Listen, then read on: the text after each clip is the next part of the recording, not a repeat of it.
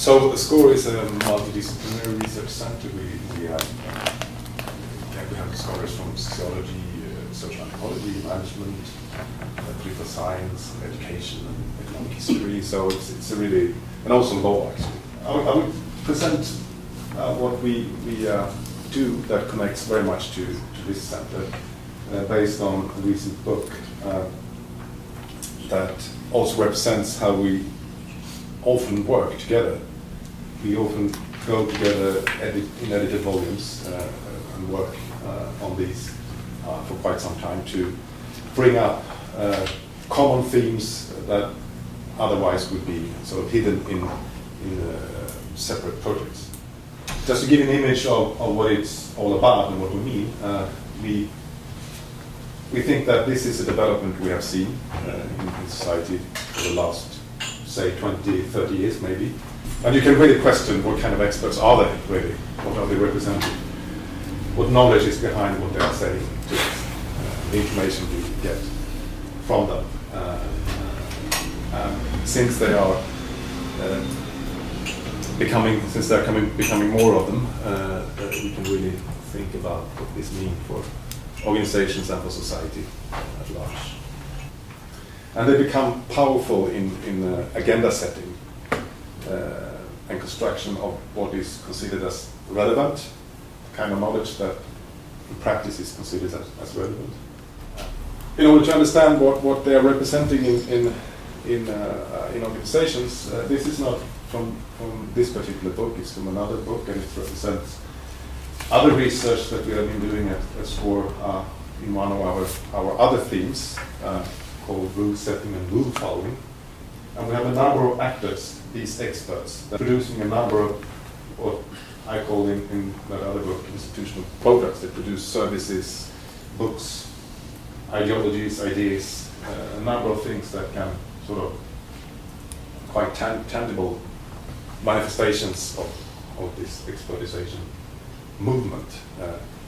And as I said earlier, it might have a number of implications for different kinds of organizations. And in this book we have 5 themes. Try to understand how is expertise legitimated on a societal level. As I said, successful and failed cases of certification. And how do markets for expertise work? How do new kinds of experts emerge? How is expertise constructed locally in different expert organizations? And how may expertise be organized and led? So we have a number of chapters on all these themes in the book.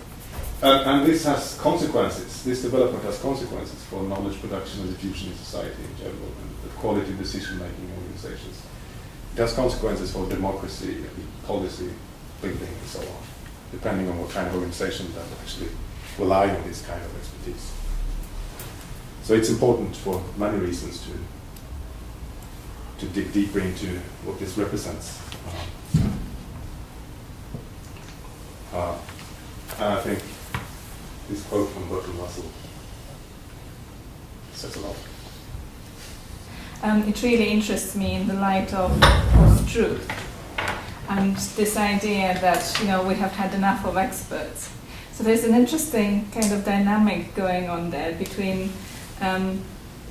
we're getting more and more experts, and then there is the pushback of we don't want the experts, but interestingly that in itself then breeds more experts in the way you're saying, if I'm right. So I'm just wondering if you could say a bit more about this. I think we have both these, more experts, but also more questioning of everyone, which leads to that also non-experts that don't claim that they're experts, they can also have some space and say that I also know something. So are they still experts, or are they something else now then? Is the label of expert still relevant? Yeah, well, how we approach this is that they tend to play the role of experts. It doesn't mean that they have any particular expertise, but they play the role, and they are treated as if they were experts on what they say that they are.